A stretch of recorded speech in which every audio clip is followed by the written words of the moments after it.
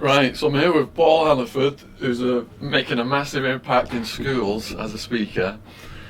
And this has basically come about because of all the young people who've been watching True Geordie, all the kids who asked for me to go on True Geordie, asked for Paul to go on True Geordie. We've been receiving loads of messages saying me and Paul should sit down, have a chat, and put the video on YouTube. So thanks to you guys out there, that's what we're doing here today. So how did all this come about for you, Paul? I mean, going back in time, what led to you becoming a school speaker? Well, what it was, I went to, as we'll get into the story, I come out of rehab many years ago, and then coming out of rehab, it was like, clean and sober, and I thought, well, what do I do with myself? What year was this then? This would have been, what we now, so it would have been about, I come out of rehab, what am I now, 12 years clean now. Yeah. So I've been doing this job 8 years. So about 5 years ago, I've come back from living in the treatment area in Somerset to Essex, and I started doing a bit of drama work, like TV extra work and all that, and I went to drama school. It was really difficult. So I come out and I thought, well, what am I going to do? I've got loads of convictions. I can barely read and write. So then I had an idea of obviously going back just to my old school. Yeah. What convictions did you have? Oh, just theft. I've been a thief all my life. Okay. So I probably, I got about 50, 60 convictions. And that was thieving to support heroin addict? And obviously at a young age of gang life, supporting a cannabis habit, which we'll get to. So anyway, cut long story short, I had this idea. I thought I'd go to my school, got in touch with the local council, and then they said come back, and I thought, and they kept sort of blanking me, and I kept going back, and then they said, all right, can you come to like a youth club, to a talk? Yeah. So I turned out to a youth club, and all of a sudden all the kids are playing pool and whatever, and they go, right, stop, everyone sit down, you've got to listen to this guy speak for 20 minutes. And I was getting loads of dirty looks, and then, who's this guy? And spoke to them, and they loved it, the kids loved it, and obviously a few of them went back to their school next day, told the head teacher, and then they contacted the council contacted me, so you do an assembly. Right. I said, how many kids? I went 200. I went, what? I was like, Were you nervous? I was struggling to talk to 10, and I'm going to speak to 200 kids now, and then from that, it just snowballed, probably like with yourself. Yeah. Word of mouth. I don't know how many up to now. I think last average, give or take, a few thousand. It's about 300,000 now. It's running to 350,000. Wow. I'm getting busier. I think in hindsight of what's going on with everything I experienced, which is quite a lot. Yeah. It wasn't just the gang life, the knife crime, the gun crime. I've become heroin crack addict. Never thought I was. I was a raging alcoholic before I started taking crack and heroin. Yeah. Then it was like you, I guess, the experience of many prison sentences. Yeah. Lots of stabbings and just stuff that I went through, and self-harm, mental health. So I guess the experiences or stuff that I experienced for 23 years, I can now go into any environment with young people and share my story with them around most of the stuff that's really relevant to them. Yeah. Or, could get in the way of their progression for them to become productive members of society, Yeah. So, how old were you when you did your first crime? I probably would have been 13. 13. And it would have been theft, and that's when the gang stuff started. I got chucked out of school for smoking cannabis. And before that, I was a bit of just a kid that loved football. Yeah. I was West Ham mad, born East London, good footballer, going football practice, and every Sunday I'd be a little left back with me trophies. Yeah. Next thing I know, somewhere along the line in school, you started, some kids get involved, some don't. I was one that got involved, but I did find it changed me. Lost interest in football. Within a year, I'm chucked out of 3 schools in a pupil referral unit. Right. Now what they are, they're obviously mainstream schools that can't handle kids, just obviously kick them out, chuck them out, get rid of them. Yeah. And then you end up in this place full of dysfunctional kids. It's like a bomb going off. Yeah. You've got all these absolute kids that are just really quite dysfunctional, I guess. I mean, they're called EBD schools today, emotional behavioural difficulties, and whatever that was. But I know now I'm knocking about kids with the same think process as me. Right. And then that's when the gang started. They out there on the street. I should be year 10 or 11. I'm now outside carrying a knife, running about with a load of boys, committing crime. The cannabis obviously grew and grew and grew. Then it was lots of strong alcohol, tenants, and just really, really powerful alcohol. So I'm getting drunk and stoned every night. And then it was things like LSD, ecstasy, and then convictions. Yeah. I'm obviously, committing crime every day. And then I picked up, I think by the time I got to the age of 17, I'd done 3 young offenders, and I put in about 25 convictions. So how many months did you spend in young offenders prisons? Not a lot of time, really. I mean, I was mainly it was just theft. Yeah. Mainly from shops. So I weren't getting massive sentences, So I was going away that short, sharp shock there, you know, and Yeah. obviously it clearly wasn't enough because I was coming out committing crime the next day. And were you established in the hierarchy in these places because you knew a lot of people? Was it London based? The sentences I did were just outside London, things like Honestly Bay, Blantyre House, Yeah. and they were young offenders. Now they're men's prisons. Okay. But no, you go there and I remember I used to have hair there and they shave all your hair off and it's like a little boot camp. And, Yeah. You know, like you got to go digging all day, polishing your boots, and it's just like a little bit of a short, sharp shock they called it. Yeah. But next thing you know, I'm back out of jail, back amongst the gang, and you know, it's just all I knew. And what crimes was it escalating to with the gang? The gang thing was probably mainly just theft, you know, like it was probably just theft from shops and Yeah. petty, Yeah. but petty enough to get enough money to buy our drugs and alcohol every day. Yeah. So, you know, all my convictions are just theft. But what happened was, as I got a little bit older, we started drinking in pubs.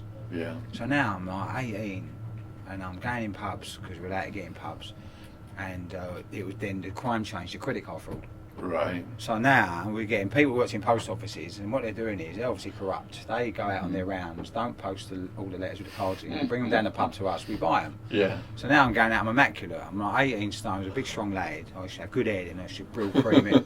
I probably thought I was like a gangster, Bugsy Malone. But now, but what happens is now I'm only quite a bit of money now. Yeah. And I live now. I've got my own property. Yeah. 19. Mm-hmm. I'm earning really good money. You're going to earn like £1,000 a day. Yeah. And then I'm drinking in this environment, and it's like right seedy place, and it's full of villains. Mm.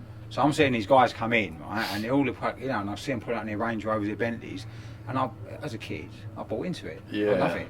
So now what they're doing is they're going to me, can you get us suits and all that? So I'm going out buying them all suits. So they've took me under their wing. So now I'm sitting there, all these villains, really well known, they've all got books out and that. You know, a few of them are dead. And so Just like the Cray era, or no. This is well after that. Yeah. Well after that. But the offspill of all their friends. okay, that's what I thought. So you got members. They take me out to nightclubs. Yeah. So all of a sudden now I'm with my gang, and then when I'm obviously these doormen are seeing me with all these gangsters. You don't queue up. You go straight to the front. You get in.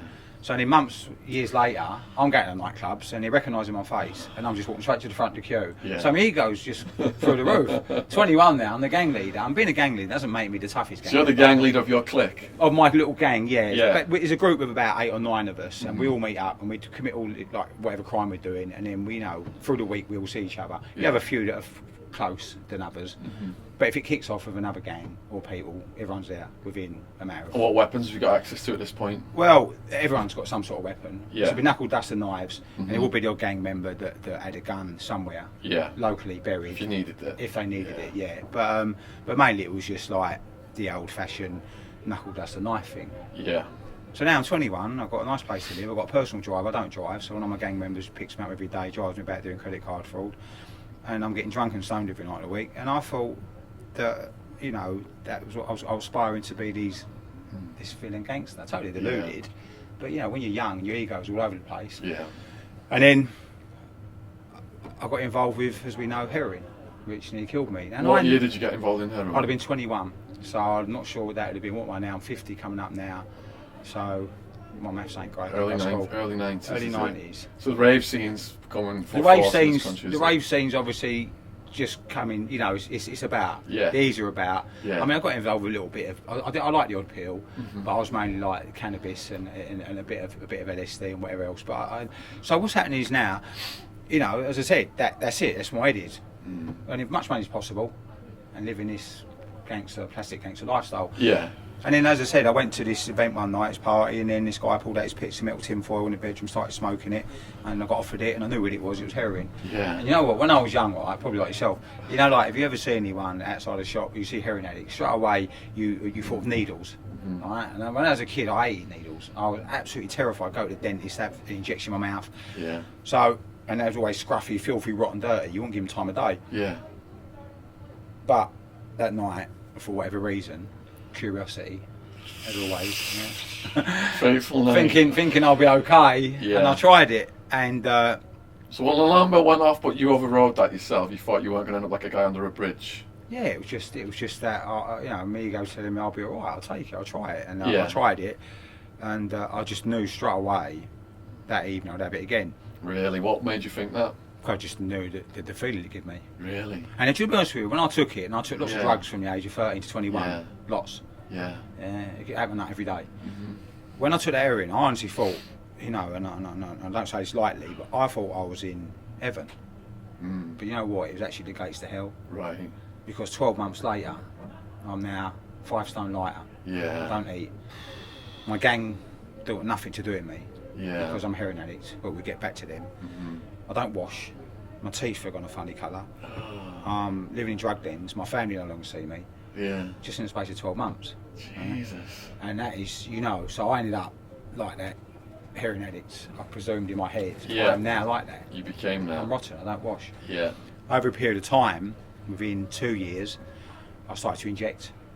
And what I started doing was injecting my hands. I thought I would, and then like, you know, most people smoke it. Yeah. Then I had needles snapping off of me. I've still got one snapped off in my arm. You've still got one? Yeah, they had surgery to remove it, but it's still there. I can feel it under the skin now. So what happened was, then I started using a great big long needle to put in my groin. And then what happened was, I mean, obviously, when, you know, there's lots of pictures on my website of my legs. Yeah. But what happened was, I remember where I kept sort of injecting, you meant to like use a needle once, chuck it away. Yeah. But most of the time, I'm living in these drug dens and it's like midnight, there's no needle exchange. So I've got one syringe. So at this point, my habit's sort of gone up to probably, at the height of my addiction, I need between £400 a day and maybe six. And if you know, if I earn £700, I'll spend it. I'm scared next morning. Yeah. So for me to go and earn as a shoplifter, £500 a day. Yeah. I've got no problem selling the stuff, but obviously I've got to go and nick quite a lot of stuff. Yeah. So I found obviously guys who were buying stuff off me, and they would earn vast amounts of money at me, because you say you're a fence and you buy stolen goods, and you say to me, right, Paul, get me 2 grand worth of Ralph Lauren shirts from Harrods. Yeah. And I see all the shops. I go to all the most expensive shops, you know, because that's where the best stuff was. And £2,000 worth of stuff, when you talk about designer stuff, ain't a lot. Right. You know, you got shirts at 100 quid each, 20 shirts a pole. I just pick them up to walk out the door of them. Yeah. I was quite brazen, and I got away with it for years. But what you got to remember is, I maintained my habit for long periods of time, and I went years without getting caught. Yeah. So I'm nicking £2,000 worth of stuff. I'm selling it for 500. They're making £500 out of me, so they're only vast amounts of money out of me. Yeah. Then I'm going back to these crack dens and buying £250 of heroin, £250 of crack. I'm not eating, I'm not washing. I've got no interest in that, and I'm injecting all night. Are you a lone wolf now? The gangs, you're not. Yeah, not the in gang. anymore, We can get back to the gang, but I'm a Yeah. lone wolf. Okay. Yeah, I'm getting mini cabs everywhere, you know. So, and I'll always have a mini cab outside. So I'll jump in a taxi. 9 times out of 10, the cab drivers knew what I was up to. Yeah. But as far as they're concerned, I booked it for an office. So if it comes on top and I get nicked, and they say what's going on, I say we don't know. It's just a fare. So I come out, jump in a cab, sell the gear, go to a crack den. Now the crack den's all over the gaff, so I could be in 10 different crack dens, 10 different nights. It didn't matter. Yeah. As long as I can go to this environment full of addicts just like me and spend all night injecting. Wow. But what happened was, where I was injecting, my legs broke down, Oh. and that was my left leg there. I don't know if you see it on camera.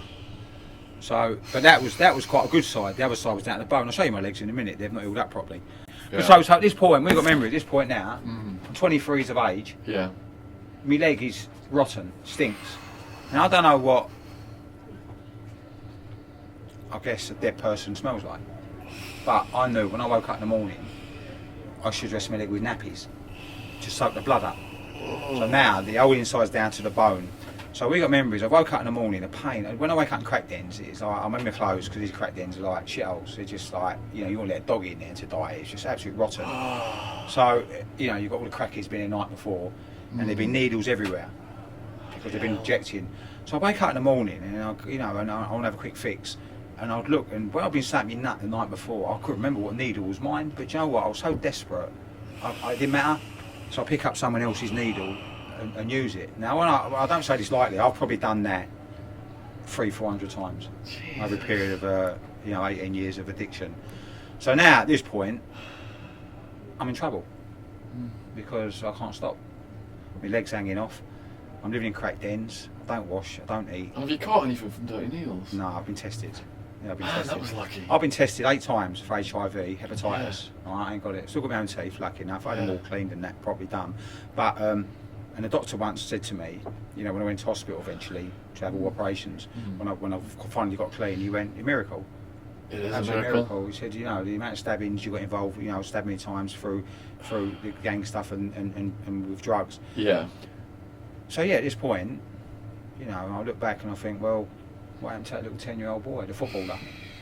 You know, was there I shouldn't be living in crack dens now. I should be. So you got a conscience calling at this point? Well, not conscience calling. I'm so obsessed with drugs. My whole day is this. I wake up in the morning and I say my leg's rotten, it stinks. I've got to change the dressing. I've got to change it, and it's like, you know, with a nappy, because nappies were soaking the blood up and all the pus coming out my legs. So I have to get up in the morning and I have to rip this dressing off, or this nappy, and it's just blood pours down, and it's just horrendous. It's painful. And that's a diaper for the Americans watching this. So then what happens is I've now got to go out now and find and nick £2,000 worth of goods. With your leg like that, looking like a with my snake. leg stinking. And you're hobbling along with I'm hobbling. And as I'm walking through the day, the more I'm going on, and by the end of the day, my shoes had filled up with blood. It all ran down your leg into your shoes. Ran down my leggings, so I had to empty the blood out my shoe, and it was really painful. Oh. So now we've got to talk about, okay, I'm a full-blown addict. My life is consumed by crack and heroin. Yeah. I'm injecting it every day. My legs are in a terrible, terrible state. I'm in loads of pain. I don't wash. I look awful. I'm death's door. How long have you, since you took that first heroin, has it been since this point now? Well, we're talking just within 2 years. Within 2 years, Yeah, death's 2, door. 3 years, death's door. So, I went on for another 14 years after that. Right, so that's why I probably, with that video with Brian, it was 9 lives, because I shouldn't be alive. So now we've got to talk about the addiction I've got, the illness I've got of addiction, Yeah. the suffering. Now, not only am I suffering, my family. Yeah, of course. Yeah. Yeah. So no longer no one sees me, and I ain't seen my mum for years.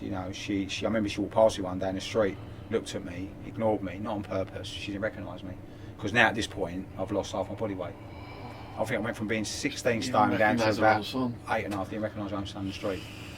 And then it was just the depths of, lucky enough, over a period of time, probably like yourself, I mean, I went to prison now for shoplifting in this country, and that's how I got my money every day. Yeah. You don't get a big sentence. Okay. Custodial's between 3 months and a year. So It's very rarely you get a year.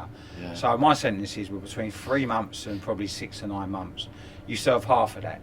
Yeah. But over that period of time, prison saved my life. Right. Because when I go to prison, I am on death's door. I go into Yeah. prison, I get treated, I go on a hospital wing, they feed me, I get a job in the jail. Yeah. Technically, I have a hot plate in the kitchen with all the foods, I'm not stupid. And you're off the drugs in prison? Yeah, I get a drug-free wing. Yeah. Because I can't get £400 worth of crack and heroin in prison and inject Okay. it. You might buy the odd 10 bag or a bit of weed. Yeah. So now I switch off. I get on the methadone program, come Right. off the heroin, Yeah.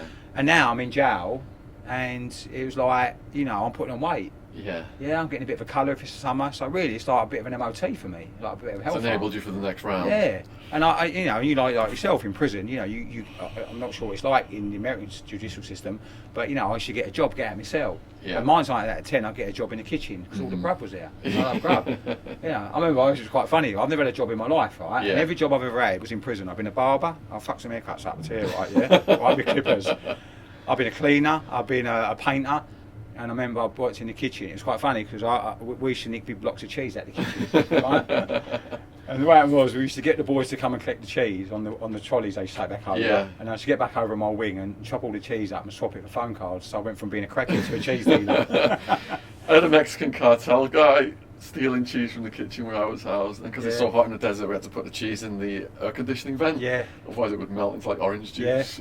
Yeah. So as I said, so I went from being like a cracker to a cheese dealer. But the problem is now, I come out of prison within an hour. I've been out of prison gate. Straight to the crack house.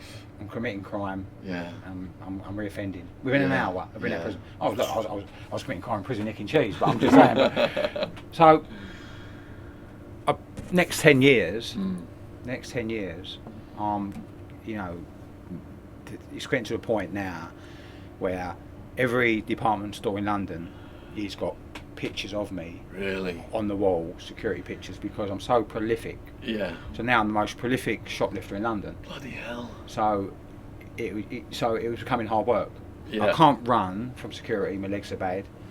I've knocked a lot of cab drivers, they don't want to pick me up no more, too much ag. Yeah. I'm not paying them, or Yeah. So it's becoming like, well, what do I do? And it got to the point where my legs were bad, and from years ago with the gang stuff. Had a gun, started robbing dealers. Not a great idea. Not a great idea, but that's how desperate we become. That's what you did, started robbing dealers with a gun? Yeah. But what happens is now, there's only so many drug dealers you can rob. Yeah, and aren't they putting up some resistance as well? No, not at all. Really? Not at all, because if I was a drug dealer and someone jumped in the back of my car and stuck, you know, a pistol in my head, whether it be real or fake or whatever, I'm not going to think, well, is that real or not? I'm just going to give them the stuff. Yeah.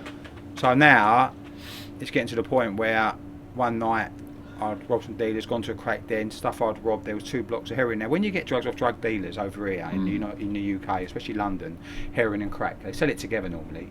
So the drug dealers in London, if they're selling heroin, they sell crack, they're selling crack, they sell heroin. Yeah. So what happens is, it gets to a point where, that we rob them. I go to this place, open up the bag of drugs. As I open up the bag of drugs, there's a block of heroin, a 1 ounce block, and loads of little wraps. Right. Now, obviously, they must have just bought it that day. Yeah. To cut it up and then. It's really pure. Yeah. I've injected it, put it in a spoon. Because what you do is, when you cook heroin up, you get a spoon, you break off your heroin the amount you want, and then you put a thing called citric acid in with it, which breaks it down. Then you filter it up through a syringe. Then you put your crack in together and you inject it. So as I've done that, bang, next thing I know, I'm cardiac arrest. Too pure. Done. Yeah, done me. Wow. So what happened was, I've ended up waking up in the back of an ambulance. Oh no. But lucky enough, the guys who was in the crack den have called the paramedics. Yeah. And they've brought me back to life. Rushed me to A&E. And I remember getting to A&E and I had a hospital gown on. Yeah. And I'd come to then and realised what had happened. Yeah. And they gave me a blood test. And I remember the doctor went to me, but you've got to stay in. He said, you know, you've got septicemia. I think I had septicemia. What is blood that? poisoning. Okay. I poisoned my blood. Also, I had pneumonia on the lungs, which could kill me. And he said, also, we're going to chop your left leg off. He said, if you stay in the hospital, I'll save it. I'll try and save it. Yeah. Yeah. I cut a long story short. Anyway, I eventually grabbed my clothes and left. Before they had a chance to help your leg. Yeah. Before they do anything. Within an hour. Leaving now. Within an hour of him telling me I'm going to die, I'm back out because the stuff I'd robbed, the drugs, I'd left him in that crack den. He's going to find it. That was more important. That was more important. There's probably 2 grams of heroin and crack there. So I've gone round to get it, but I walked past the police station, and it was my local police station. And I remember the relationship I had with the police many years ago. It's completely different today. It was horrendous. Yeah. You know, I've done some horrific stuff in police cells. Yeah, like what? Once I asked for a razor to have a shave before I was going to court. Yep. And I went to the shower room and I broke it open, got the razor out and cut my wrist open each side. And there. What motivated you to do that? It was a form of trying to escape, to get taken to the hospital. Not what? No, just escape. So when I get to to get transferred to hospital to do an escape to get back to life. Yeah. I see. Okay. Then there's other times when I've obviously done the dirty protests. So, but this is what addiction's done to me. Yeah. This is mental health, quite a height, but it's also normal people don't do that. You know, like police custody. So now I'm so desperate, and so, but I know I'm wanted by the police. Yeah. So I've got a choice now. I'll go to the drug den, die. I'll die there, like a dog, or I'll go into that police station, which I've called Carnage, and give myself up. Yeah. So I've got a choice. Death, chance. What I do? Somewhere in my head, I had a tiny little bit of common sense. Really? And I hobbled into that police station, and I walked up to the desk, and I do you know what? I just think I couldn't even speak. I just cried. Wow. I went just you know, beaten. Mentally exhausted. Just knew I was going to die. Yeah. And that was my only chance of survival, because I knew they was going to arrest me and I'll be locked up. And my experience tells me from prison sentences, when I'm locked up, I don't use drugs. Clean up. Yeah. So, and that saved my life. Wow. They did their job. They arrested me. They took me to the hospital. I had 3 days worth of treatment I had a blood transfusion to get rid of the blood poisoning. I had this thing called like a nebulizer thing on my face to get rid of all the pneumonia in my lungs. Yeah. And then they said, right, you've got to go court for shoplifting. So they put all these charges together in one call. Yeah. But I can't walk now. Yeah, I was going to ask next. What's going on with your leg at this point? I can't walk. You can't walk at all. I can't walk at all. No. It's so much pain. So what the police do? They get a wheelchair and they wheel me in front of the judge. Yeah. So it's only shoplifting. So no pre-sentence reports. He looked at me and they said the situation. He went, right, 6 months in prison. Yeah. Yeah. Now you know as well as me. When you go to prison, the first person you probably see before they put you in a cell, put you in a wing, is a doctor. Right. So he looks at my leg. He went, you can't come into my prison. He went, we can't cut your leg off here. We're not surgeons. So we're just normal, like, general practitioners. Yeah. So they took me back on the prison bus. They took me to a hospital in Essex. And the consultant come down, looked at me, went, I'll bring him up, we'll have it off. And they took me out to the theatre. I was just about to cut my leg off. And another doctor said, no, hold on, I've got an idea. What's that? I'm going to put maggots in his legs for a couple of days. And I looked at him and I thought I'd do anything. I went, what? He said, I'm going to put like literally hundreds of maggots in your legs to eat all the rotten flesh, the infected flesh, because my immune system was so poor from crack. Yeah. The antibiotics they would give me weren't responding that well. Yeah. So I'll show you a picture in a minute. So they got all these little tiny maggots in the test tube and they poured them on. And So when he said this though, let's go back a sec. Go on. What's going through your head? I'm thinking, I don't know what I was thinking. I thought maggots. What are maggots going to do? You know Were what I mean? you glad for it though, or was another option to getting your No, leg? there's another option. It was either that or probably lose my leg. So but do you think there's hope now for my leg? When yeah, of course. But now I'm thinking, what's these maggots? So what they do is they send them down within 12 hours. They come by courier. Yeah. So what it was, they put them in the wing. I was handcuffed. So they got and they come along in a little test tube. Hundreds of maggots. Now we've got memories. I learned this from. So this is, so if you are watching, you get a bit of biology lesson here. What maggots do in nature? Yeah. When an animal dies in whatever environment, and sometimes you see them programs on TV, wildlife programs, and you've got the carcass open, all the maggots in it. You seen it? Yeah. Well, people think the maggots just automatically come out the body. The carcass, they don't. The way a maggot gets into a carcass is from flies. So when an animal dies, it gives a rotten scent. Okay. Rotten flesh. Yeah. Well, flies are attracted to that because what they do is they land on it. Yeah. Then they automatically, through nature, lay little tiny eggs. Them eggs are maggots. Okay. Them eggs hatch within 12 hours. Yeah. Then that maggot's instinct is to go down the nose or the mouth of a dead animal into its tummy. Whoa. Eat it from inside out. Whoa! So 6 days later, you've got thousands of maggots in a carcass. If it through their way, then obviously on the 7th or 6th day, a maggot actually pupates, turns into a fly. Yeah. Flies off, comes up with their maggots. Yeah. Got me? That's a cycle, yeah? So next time you see a fly in your bedroom, you know it was once a maggot. Yeah? So the maggots in my legs come from a hospital. They're sterilised. Right. So they breed them specially for hospitals for wounds. Yeah. So they pour them on my leg, hundreds. They wrap it in a special bandage where the maggots can breathe. And then now, first day nothing. Second day the bandage starts to move. Yeah. They're getting bigger. They're coming alive. They're chewing. Can you feel all that going on? Yeah. Day 4, it is horrendous. It stinks because the maggots. I don't know if you ever smelt maggots because they have their stomach on the outside their body, so they have no intestine. So anything they eat secretes outside their skin. So all that rotten flesh you're eating out my legs, you can smell it through the bandage. Yeah. And it was weeping, and it was absolutely rotten. And I used to wake up some mornings while I've been asleep, and there'd be so many, I'm handcuffed to the bed, and they'd come wiggling past me. I used to have a laugh. I used to have a laugh with the nurses. And How could you even sleep? Was it hard to sleep? Yeah. Yeah. But I used to have a laugh with some of the nurses in the prison guards and get them and just like chuck them at them sometimes. But fair play to the they were doing their job. So they're in there and they're going to eventually turn into flies? Yeah. But they don't turn into flies. Okay. Because what they do is they time it right. So what the nurses do is they after day 5 or day 4, they take the bandage off. They take me down to the shower room. Yeah. They shower them off. Yeah. And I've got the guards here with me handcuffs on the closet chain. Yeah. So I can't go now. I'm handcuffed 24 hours a day. Yeah. They shower the maggots off, and then what they do is they take me straight to the theatre. They anaesthetise me. Yeah. Take the skin off my bum, or my leg, my good leg. Yeah. Put it on my bad leg. Right. So in total, I had 20 operations to save my legs. But I'm not sure if you see the pictures here. But how long did it take to go through all that to actually finally save your leg? In total, I mean, my legs. I'm coming up for 12 years clean. Yeah. My legs ain't healed properly. I'll show you in a minute. Right. There's a picture of the maggots I'm going to email over. So this is the.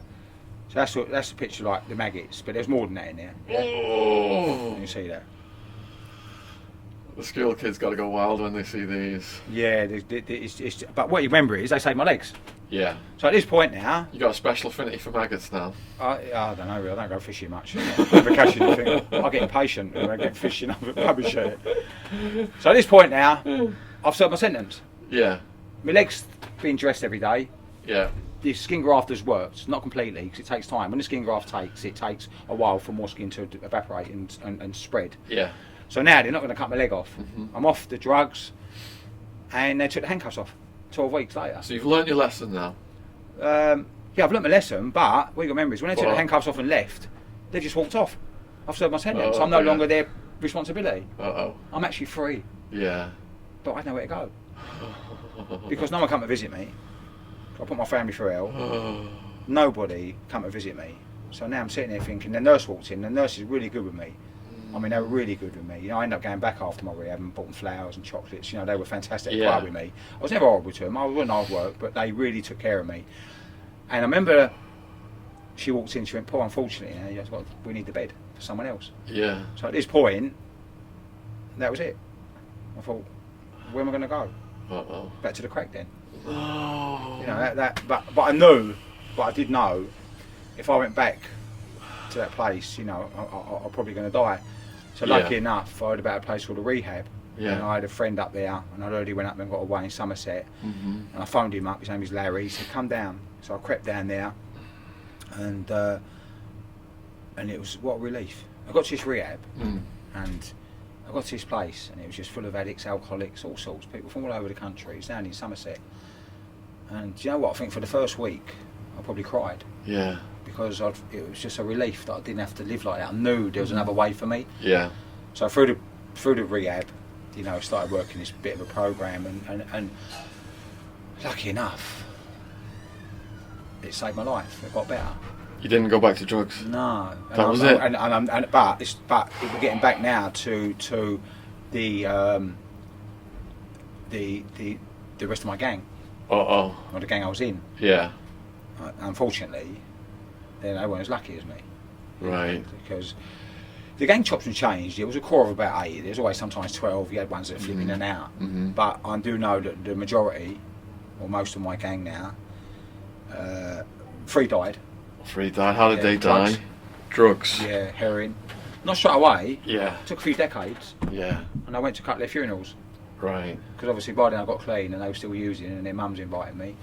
So And that wasn't a you nice thinking thing. that could have been you? Yeah. Yeah. But it wasn't nice to watch my mates get buried by their mums because of heroin. Yeah. Then there's probably 3 or 4, maybe more, mental health.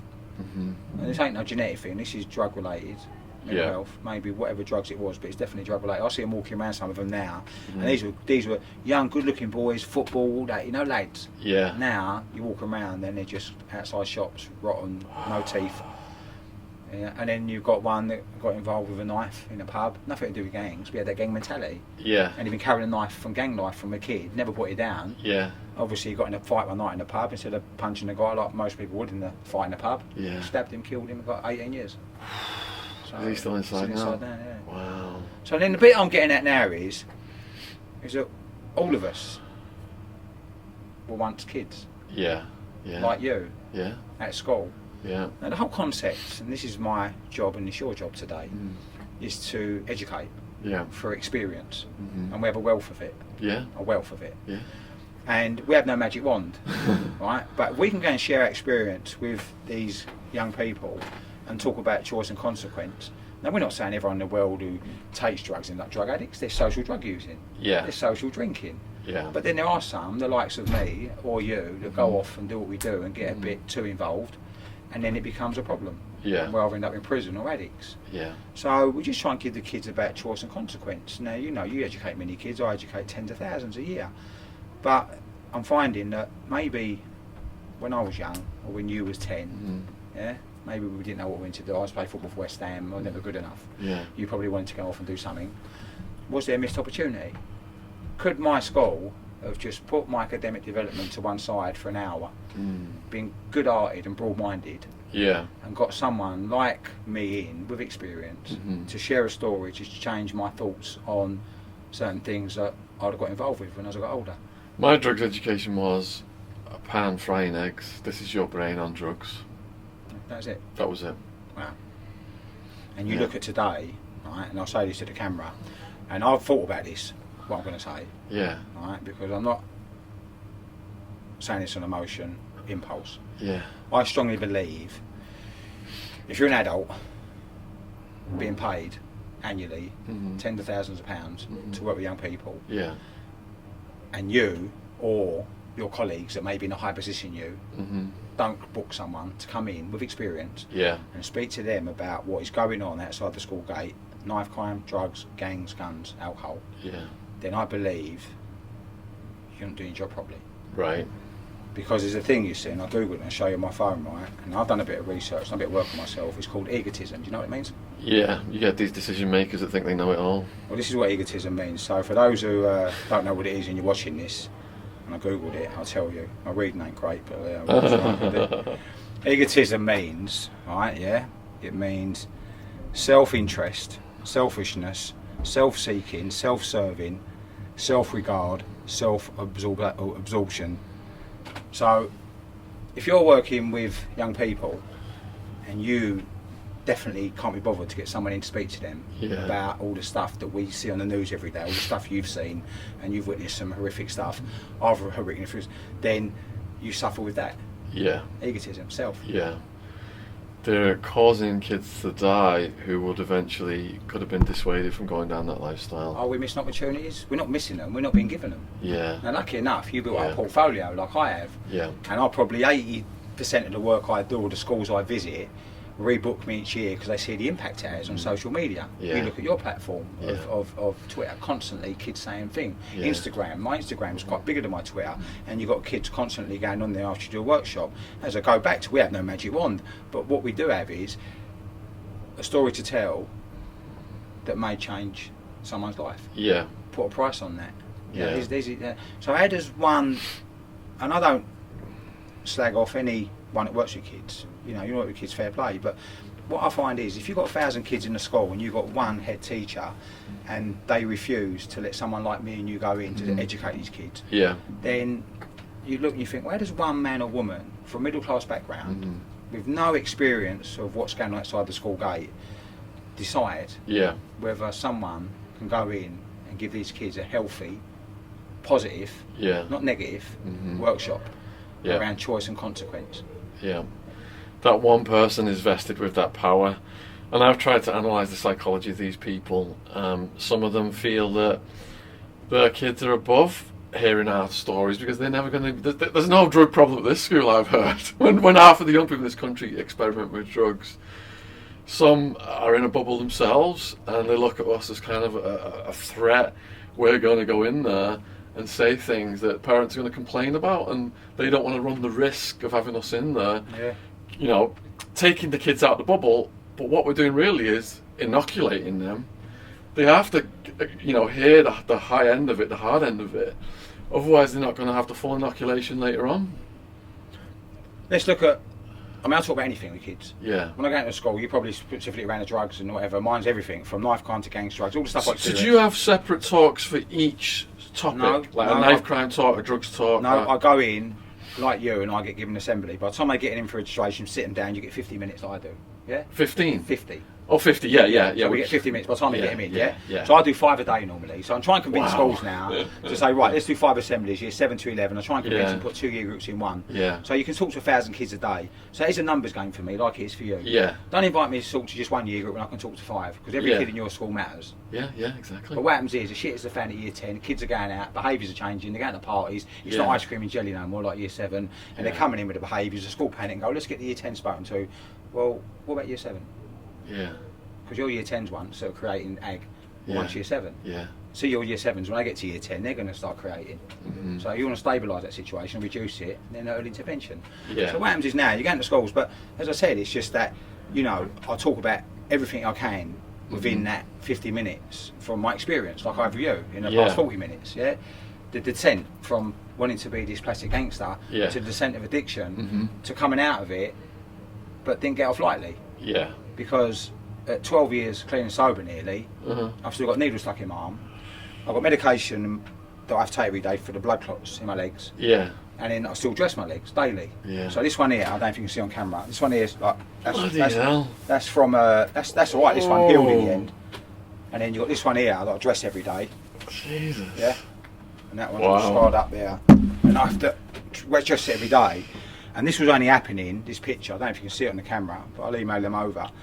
This hasn't happened, lucky enough, this year, but it was not far off. A couple of years ago, even being like 10 years clean, it was still bleeding under that hole. I don't know if you can see that or not. Wow.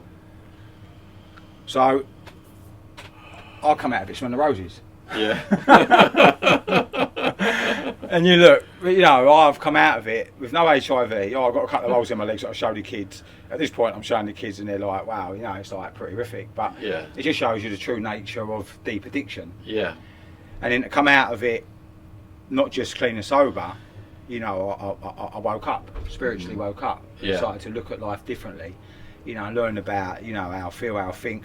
And probably everything today is new to me. I was so numb from drugs and alcohol for so long, I didn't know nothing about life. Yeah. You know, I didn't pay my first bill till, you know, I was like in my 30s and all that, you know, everything was just geared around like, you know, and then I learned about my ego and like, probably like you did, you know, I know you did a bit of yoga and that, and you learned about Did you have to go deep inside yourself and understand why you got so heavily into heroin? I didn't really, do you know what it was? I probably just suffered with, because addiction needs more. Yeah. So once I started getting something, I wanted more of it. It's like when I got clean, I needed to fix myself with other stuff. Because a lot of the people I met in prison, they'd had some kind of trauma. Yeah.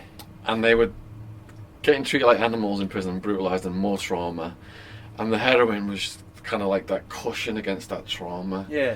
Did you feel you had Probably a trauma or stress as a young person Probably. that the heroin made that go away? My mum and dad split up when I was quite young. Okay. That might have.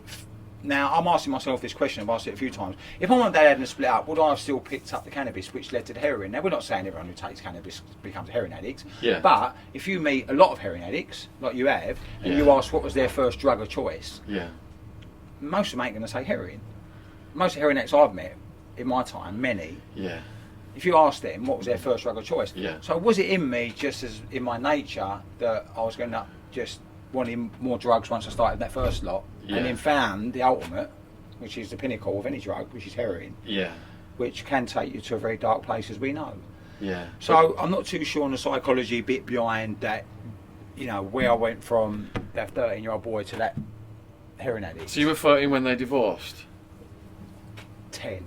Because that is a huge trauma psychologically on a kid, is to have your parents, because they're your gods at that age, Yeah. aren't they? Yeah. And that's, you know, that's your world. Your whole world is destabilised. Was it a possibility? Well, I don't know. Maybe. Yeah. And you do say that, you know, lots of addicts, they do have a traumatic time when they were young. But before that, mum and dad were together, life was okay. Yeah. But I'm 10. Yeah. So I don't know nothing about drugs. I'm not even thinking about it. Yeah. But then come secondary school, Mhm. they were there. They were available. Yeah. So then we go back to that, should I be made aware that if someone would have come to my school and said, well, do you know what, I got involved with this, I did this, and then I ended up here. There's a possibility this could happen to you, it might not. Yeah. Was I willing to take that risk? Yeah. I had a choice, Yeah. Yeah. you know. And as you know, look at the stuff we were talking about earlier before the cameras went on about the American judicial system. How many people being arrested a year or banged up? Almost $1 million a year for weed possession, just to fill the private prisons up. Sick. And Unbelievable. then they get in jail and prison where 90% are shooting up heroin. Yeah. So you look, so you think, right, so every 8 out of 10 prisoners in America are in for drug-related crime or they've got drug habits. Yeah, something like that. It's horrendous. Or they get, they get in there and they become addicted. They go from weed to heroin and they join the neo-Nazi gangs, get the swastikas on the forehead to make their criminal connections, and they're ruined. But the gang knows if they put a swastika on the forehead, they get out, they're not going to get a job to come back to the gang. Jail knows, don't give them any rehabilitation or help them. Let it be gang and drug infested. They get back out, come back to the jail, $50,000 a year as soon as they come back. Unbelievable. Yeah, that's the American way. does They're it trying to all- introduce here. So does it all boil down to money? Yeah, it's all money. Because Because billions of dollars in contracts. And see, when I go to young offenders, I mean, Yeah. I know you go to some prisons in the country as well, but when I go to prisons, and I'm not sure what it costs a week to keep a young offender in prison. Oh, it's a lot in this country. It's like 60, 70,000 pounds a year, which is almost Right. $100,000. Well, I went and spoke to 10 prisoners Yeah. in Feltham 2 weeks ago. You see it Yeah. on my Twitter, and they're all serving over a year, so that's £700,000, right? Yeah, Right? yeah, It's yeah. £1 million then if you're Yeah, a taxpayer. yeah. £1 million just for 10 prisoners. Yeah. There's hundreds in there, and you know, 8 out of 10 were in for drug and alcohol related crime. Yeah. So then we go back to that, right? Prevention. They were 10 once. Yeah. So maybe them 10 kids would have been spoken to by someone like us, Yeah. and 3 of them, or 30 of them out of the hundreds that were in there, wouldn't be in prison today. That'd be saving the taxpayer millions. Yeah. But there's huge money in locking people up. Politicians. Do politicians ever come to your talks? Never. I've had politicians come to my talks and they get high on the emotional impact and they promise the world at the end of it, and I never hear from them again. Yeah. Because they don't want to be seen to be soft on crime. Yeah. Helping people soft on crime. Yeah. Well, I just know that from my experience, what I see, what I've witnessed, what the media chucks out to us, and stabbings, there's a lot more stabbings. I do talks with surgeons in Barts Hospital, and the HEMS team, helicopter team, and if there's a stabbing that's fatal, it goes public. Yeah, it's news. If it's not fatal, you won't hear about it. The amount of stabbings that are happening is incredible, and I strongly believe that all this gang stuff, all this knife crime stuff, is the majority of it is related to drugs. Absolutely, it's a function of gangs competing for drug profits, black market profits. 100%. I mean, if I live in North London, all of a sudden I've got, and I'm a drug dealer, and I've got 50 people that buy drugs off me every day, and then within a couple of weeks, 10 of them go missing. And I think, what's happened to them? Yeah. Then I find out little firms come on the firm, my area, they've started selling drugs, better deals, so they're taking money out of my pocket. Yeah. So everyone's getting angry with each other, and they're all running around now, these young kids, right, nicking a few quid, and starting to stab people. Yeah. So I won't say every stab is drug related, but the majority.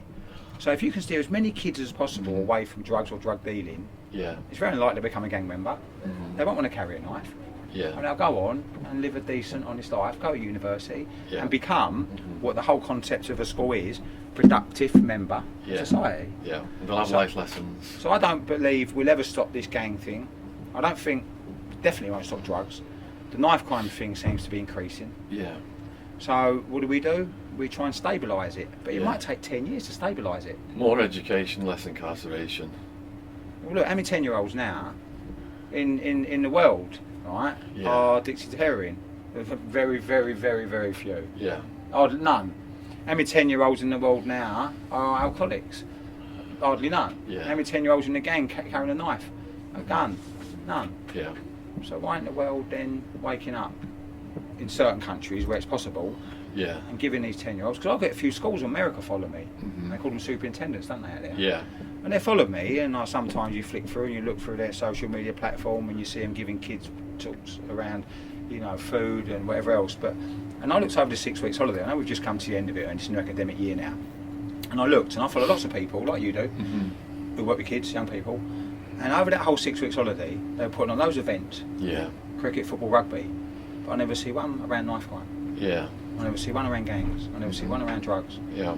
So you look and you think, okay, I'm not judging these people. They might be doing it and not posting it. But they're posting everything else. So surely if they've done a little, If you look at the leaders of the country and how it filters down, they don't address the root causes. Yeah. There's not money in that for them. Yeah. There's money in just when things happen, we'll just assign contracts as they happen. Yeah. We'll lock people up and we'll make money off the back of that. Addressing the root causes, it'll take so long. They're in power for so many years. Who cares? They don't care. That's their attitude. Egotism. Yes. Yes. So for those of you watching, I don't know what egotism is, right? And I don't mean to offend anyone that works with kids, because I believe you're probably doing it for the right reason, but you might be suffering with egotism and you're not aware of it. Yeah. And have a look at it. Look it up on Google what egotism means. Is your bank balance far greater than this kid's personal well-being? Yeah. What's the most common question the kids ask you? All sorts about my legs, really. Do my legs about your hurt? legs? Yeah. And I got my daughter back in my life. I'm not sure if you're aware. Good. I had a girlfriend. Yeah. She took me back, relapse, had enough of me. Yeah. But the last time she got rid of me, chucked me out, I got pregnant. Remember being in prison and lying in my bed in a prison cell, and the guards come in with a letter, give me the letter, I opened it, and it was from my girlfriend, ex-girlfriend Joanne. Yeah. And I read it, and she went, "I'm still pregnant. Please let me come and see you. I'll give birth in 2 weeks." Wow. But I had a week left to serve. Yeah. She was desperate to see me in that pregnant state. Yeah. And she came all the way from Essex. I remember, I'll never forget it. And they took me down to the visiting hall, and I was sitting waiting for her. And she came walking through. There was a red hot day. Yeah. So she travelled like 2.5 hours, bless her, Yeah. on a train, 8.5 months pregnant, to come visit me. Yeah. With a little bit of hope, because she knew I had a week left. Yeah. And she come walking up to me. She looked beautiful. She looked big and fat, like pregnant fat. And she had long, long curly hair. I mean, she looked stunning. I sat down. She cried. I gave her a kiss and a cuddle, and I had 1 hour with her. Yeah. That's what I give you in Pennyhill. In that hour, she went, "Promise me, when you get out of prison next week, you'll never touch drugs again. you'd be there for the birth, Mhm. and you'd get a job and we live decent. Yeah. And I, as you know, drug-free wing in prison, Mhm. and I promised. Yeah. And I was convinced. I said, "Oh, I love you. I'll get out. I'll be the best dad ever." And I'll give her a kiss goodbye, and she had that another 2.5 hours journey back. So it took her 5 hours round trip to come and see me for an hour. Bless her. Yeah. I went back to my cellmate. I went, "Oh, mate, she had the best visit. You know, you go in a high." Yeah. 7 days later, they opened my door, took me to reception. As you know, when you get out of jail, give you back your property, and they give you a discharge grant in this country. So they give you an envelope with £55, £60 in it. So I thought, well, the first thing I'll do, leave the prison, go to her flat, drop me clothes off, Mhm. give her the 50 quid for the baby, Mhm. for nappies and milk, and then get a job. Yeah. But when they took me to reception to let me out of prison, there were 6 other prisoners there, and one of them I knew he was a crackhead. So I went off of him, spent the money on drugs, and I never turned up. Within an hour, I'm out spending discharge grant. Within 2 hours, I'm committing crime. That night, I was in a crack den, and I never see her again. Yeah. A week later, she gave birth to my daughter, and I struggled and brought up all by herself. Oh my goodness. And you know, and I think when it was my daughter was about 5 or 6, I heard through the grapevine that she met a fella, Yeah. and she married him. Right. So my daughter eventually got brought up by him, and today she calls him Dad. Yeah. Which is fair play, you know, fair play to the guy, you know, absolutely. Why not? You know, you've done a good job with her. Yeah. But then I moved. That's got to hurt a bit though. Here. Yeah, oh no, of course, Yeah. of course. I'm clean now, and I'm thinking, well. But when I moved back to Essex, my rehab, when I moved back 8 years ago, I started doing this work. She lives in Essex, big place called Romford. Yeah. And I looked her up. I heard she had a stepdad's last name, so I looked her up on Instagram and Twitter, and I found out what she looked like. And she's, you know, nice looking girl, pretty girl. So I knew what she looked like. Yeah. So a couple of years later, wherever it was, I'm in my hometown Saturday afternoon, and like I see her in a coffee shop. Wow. And then like she's sat in there, and I'm looking, and all of a sudden her stepdad come in and got her, and they went shopping together. Yeah. And that was when my past hit me, Yeah. because that should be technically me with her Saturday shopping. I'm her dad, Yeah. and it upset me a little bit. Of course, Not yeah. angry, Yeah. just upset, angry at myself Yeah. for Guilt for not being Yeah, there. guilt. Yeah. Anyway, as you know, I've got a website. Like you, I get bookings Yeah. from different schools. A few days after that, I got a booking from a school called Sacred Heart in Essex, or girls' school. Can you come and do a year 10 assembly next week? Yeah. Well, I found out that was my daughter's school, No. and she was year 10. No. So I thought, wow, man, I bet they had no idea I was her dad. Different second names.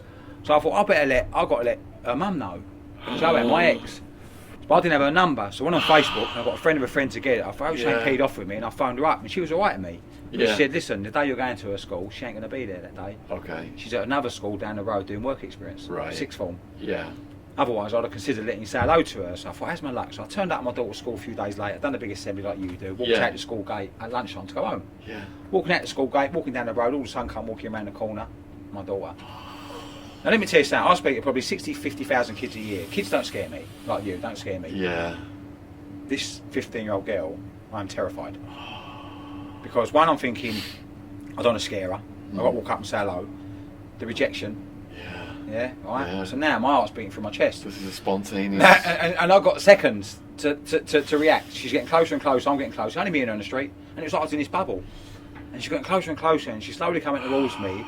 And I thought, how do I approach it? And I walked up to her, and I just went, Ria. And she looked at me, and she went, yeah, who are you? And I introduced myself, I'm your dad, Paul. And to be honest with you, she gave me a little hug. We stood there for 5 minutes, and we spoke. And what we spoke about, I can't remember. I was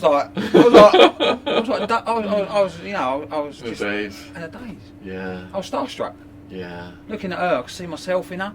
But she received you well. She received me well because she'd heard about me through going to other schools. Her friends have probably made her a little bit aware that, you know, because I used to speak about having a daughter. So I think she, you know, such a high. I rushed home. And I didn't go to school. So I am writing as like a 5-year-old. So I was looking like a bit of a div. Yeah. I had to Google loads of words and copy them. I've done this letter. It took me hours. A normal person done it in half hour. It took me about 4 hours. But it was an amends letter. Yeah. An apology. Yeah. And I said, dear Rhea, it's brilliant to see you at school today. I'm off the drugs. I'm not in a gang anymore. You know, I got in a bit of trouble when I was young. You know, I behaved myself today, and you know, I live decently. I'd love to see you again. Yeah. You know, and at the bottom I put like PS, and I got a bit brave. I put like, love your dad, Paul. Yeah. And then I put my address and my phone number. I said, write to me or text me, leave the ball in her court. So I managed to, because I'm friendly with my daughter's nan, so I've got the address, Joe's address, and I posted it. So now I'm impatient. 2-3 days, a postman's coming, no letter. I'm checking my phone, no text. A week went by, nothing. Yeah. So after a week, I thought she must have read the letter by now. So I sent a friend request on Facebook. You know, I got a bit cheeky and got no reply. 2 weeks went by, nothing. So after 2 weeks, I thought, well, that's it. She's read the letter by now, and she decided she don't want to see me. So at this point, did you cry during any of this? Right? No, not cry, but it brought up a lot of stuff for me. Yeah. I probably wanted to cry when I see her stepdad because that's when it hit me. Right. But now I'm on this roller coaster for the next 2 weeks, wondering if she wants to see me, don't want to see me, checking my phone, the postman's coming. So 2 weeks have gone by. You know, people receive letters with 24 hours. Yeah. She's had a friend request on Facebook, not replied. Yeah. So what am I thinking? Rejection. She don't want to see me. Yeah. She's got a dad. Yeah. Anyway, on day 15, and my phone rings, pick it up, it's Joanne, my daughter's mum. Yeah. She knew, right, Paul, I said, what's wrong? She went, don't worry, nothing's wrong, we just got back from holiday. We've been away for 2 weeks. We've been away for 2 weeks in Greece, or wherever it was. That was your punishment. Listen, yeah, that was my punishment. She went, Ria's read your letter. Yeah. This morning. Would you like to take her out next week for something to eat? Wow. And I was like, when she said it to me, it was like, my heart just felt up. And it was just like, do you know what? And a week later, I picked my daughter up, well, I met her, tell a lie, and we went for a lot of cheeky Nando's. You know, yeah. And ever since that day, now I've been seeing her, what is it now? I've been seeing her coming up 7 years now. Has she seen you do a talk now? Yeah. Yeah. She How did that feel to have her in the audience? Yeah, I was aware she was there because her school invited me back every year, and her stepsister goes to the same school. Yeah. So when they let me speak to her stepsister, she asked she come in. She was sixth form at the time to watch it. And all the kids knew this is Daddy. Ah, the tears and that was really emotional. And I do these talks every day like you do, but when you've got your daughter in the back and you finish your talk like that, the kids are in floods of tears. So my daughter grew up for 5 years with no dad. Now she's got 2. Yeah. So fantastic. And you know what? Fair play to the man who brought her up. You know, fair play to him. Definitely. You know, good man. And today, I honestly believe I pay tax. I pay my bills. I've not been in any trouble in 12 years. I've raised my voice 3 times in 12 years. I'm really chilled out guy. Yeah. Honestly, I don't need to scream and shout and get in. You know, I'm a very private man, and I just, you know, mind my own business. You know, I know my area and what people get up to. It's none of my business. I just want to pay my bills, go to work, go to the gym, you know, go and educate a few kids, and hopefully stop some living like the likes of me, and end up in places like you did. Yeah. And, you know, that's enough for me today. Yeah. You know, no magic wands. Just wake up with a smile on your face. And and I believe now, like you, I've been doing this job 8 years, like hundreds of thousands of kids. I've got quite a big portfolio, and you know, it kicks off this week, then it next week for the academic year, the new kids going in, so probably like you, I start getting busy. Yeah. And as I said, you know, it's the proof, the reason you get re-invited back to schools and I get re-invited, because the kids go away, and if you want a case study where their money's going to go and our time, read your social media. Yeah. Look at the comments you get from the kids. Yeah. Because we don't, you know, the kids put them on there. Yeah. Going to a school. Spontaneous. They go on your probably YouTube. They look at all your videos, which we did with Brian. Yeah. You know? Yeah. True. And it goes a bit more into detail because we only get 50 minutes. Yeah. And it goes an hour and a half. Some of them. Yeah. And they look and they can make their own mind up about life, can't they? Exactly. Let me ask you this then: if your daughter's come to you and said, "Dad, you know, my mate's smoking a bit of weed. I was thinking of going having a bit of weed on a weekend with them," what would you say to her?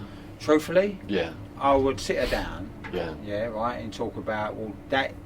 As a grown woman now, at 22, that's your choice. I'd rather you not do it as a parent, you know, because, you know, I don't know if she's got my nature in terms of, but thank God, and I thought about it, she doesn't drink, she works in the city, she's got a really good job, she's in Barcelona at the minute, you know, and with her friends, and lucky enough, but, you know, as an adult, as a 22-year-old girl, you know, I think if she should have decided by now, and it would be no choice as her dad, and I can't, you know, tell her exactly what not to do or what to do, but I wouldn't advise it to her. But then again, you know, no disrespect, I know lots of people take drugs. Yeah, they socially take drugs. Yeah, most people do. Yeah, actually, they get up and they go to work. Yeah, but then there are some people. Yeah, like me, who end up living in crack dens. Yeah. And come out of it for horrific injuries. Well, I think the thing between me and you is we take things to extremes. Yeah. Yeah. And that's a small percent of the population who've got that addictive tendency who goes all out and destroy themselves. Of course. Yeah. So, we go back to that old cliche. When you go to kids and you see the comments on their social media, my Instagram and that, kids say you woke me up. You know, when I go and speak to kids as young as 8, year 4. Year 4, yeah. And people say, oh, it's way too young, some people. So that might be the only talk they ever get. Yeah. I went down to Bradford just for the 6 weeks holiday. All the way down to Bradford, right? Yeah. A 10-hour round trip from London to do one assembly with 250 primary school kids. Wow. Year 4, 5, 6. Bloody hell. They all sat in the hall on the floor. And I've done the talk, show them all the pictures. Yeah. And you know what it's like, when they get a bit old, they're a bit reluctant to ask questions. The primary school kids don't care. Yeah. And I said, any questions? You know, my hands went up, 250. All of them. And I was at the Maggots and they were laughing and they, they were fascinated with it all. But, you know, it's an opportunity for them, when they do get an opportunity, like Nicky Bill, to get involved with what I did, to have a little think about it. You know, it's impossible physically to stab someone if you ain't got a knife in your pocket. Yeah. It's impossible to become a drug addict if you don't take drugs. Yeah. Let me ask you this. The kids sometimes ask me, do I still consider myself a drug addict? What would you say to that? Yeah, I am still technically, I have that I don't use drugs. Yeah. But I still have that nature, and I've had to learn, so I was getting to the bit about when I stopped taking drugs. Yeah. I attach myself to things like gambling. Okay. Like food. Yeah. And things like that, and then obviously, you know, I stopped gambling years ago, and then obviously I stopped overeating, and so them tendencies to fix myself were still there. Yeah. So I'm always going to have that addictive personality, but I go to these groups and I sit there and we talk, which is really good for my mental emotional health. Yeah. Because you're doing a lot. I do a bit of mental health now. What is mental health? You know, I mean, everyone's throwing this word about mental health. What is it? Obviously, it's your poor way of thinking, poor way of feeling, because the connection's there, isn't it? Yeah. You know, thought, feeling, feeling, thought. What comes first? Well, a lot of people let their emotions control them. Yeah. Whereas, you know, I know you do it at yoga and that, don't you? And all things like that. So if I can, you know, if I run on feelings all day, you know, feeling sorry, because we're good at it, human beings, wallowing in self-pity. Oh, poor me. But I've worked out, you know what, some days I get up and for no reason I do feel like shit. But you know what I do? I don't sit there and turn my phone off and feel sorry for myself. I pick my phone up and I call someone and I go for a coffee. I talk to them like I've just with you for an hour, and the rest of my day is great. So you got that sense of community. Yeah. What a therapist told me was, if you give an addiction up, you've got to put something in its space. And there's nothing wrong with channeling energy to positive addictions like martial arts, public speaking. Yeah. You know, stuff that gets that adrenaline going. Of course. In a we need to similar fix way. ourselves. Yeah. Everybody needs a fix. Yeah. Whether they get it from whatever. Yeah. But I found the stuff we were trying to get it from could have nearly killed me. So where do you get your fix now? Gym. Yeah. What do you do at the gym? Weights. Yeah. I mean, I'm 50 years of age. Yeah. Yeah. Probably. I'm addicted to trainers and clothes and. It's been a bit addicted to crack, you know. Yeah. So, but I'm taking care of myself. And how's your leg with the weights? That's all right. It's good for the leg doing circulation. The weights. Yeah, I mean, it looks worse than what it is. Yeah. All right, I still got a hole in it. Yeah. Yeah. And I still take medication. Yeah. And I get a bit of pain some days in my right one. It swells up. My left one I can't feel it. It's all numb. All the nerves are gone. But you know what? I put my shorts on and get my legs out. Yeah. They cost £1.5 million. I might as well get them out and show them off. Most expensive legs in London. But on the flip side of all of it, there may be people watch this video and probably watch your videos and my videos, and we get a really good response. No, we do. Yeah. And there might be some people, right, you know, give us a bad comment. That's okay, because if every one bad comment I get. It's a sign of success that you got trolls. Yeah, but that's okay, because I'm not doing this for any other reason apart from just to try and stop as many kids as possible living in crack dens. Yeah. I'm trying to stop as many kids as possible sticking knives in each other. Yeah. And, you know, as I said, we're not magicians. We have no magic wand. Yeah. But give us an opportunity to speak to some young people. Yeah. And we might give them a better chance in life of not end up in these places they end up. Yeah. You know, as I said, there's and the evidence is there in black and white in the platform of social media we've got. Have you seen a lot of people get stabbed? Yeah. Have you got any stories from that? Like any? I'll tell you what I did see in prison once. Yeah. I see a horrific thing in prison. Go for it. Yeah, go for it. Mixed race guy named Lloyd. Yeah. Pentonville prison, and I bumped into him because I'd done 15 sentences, all short and sweet in London. How much time total then did you do? 2 years. 2 years, Not a lot.